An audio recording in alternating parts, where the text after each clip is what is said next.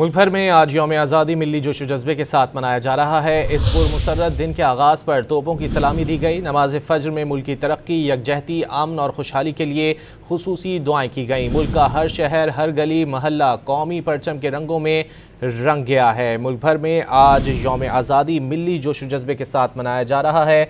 इस पुरमसरत दिन के आगाज़ पर तोपों की सलामी दी गई। नमाज फ़ज्र में मुल्क की तरक्की, यकजहती, अमन और खुशहाली के लिए खुसूसी तौर पर दुआएं की गईं। मुल्क का हर शहर, हर गली मोहल्ला कौमी परचम के रंगों में रंग गया है। आज मुल्क भर में यौम आज़ादी मिली जोश जज्बे के साथ मनाया जा रहा है। इसी सिलसिले में मुख्तलिफ तकारीब का भी अहतमाम किया जा रहा है।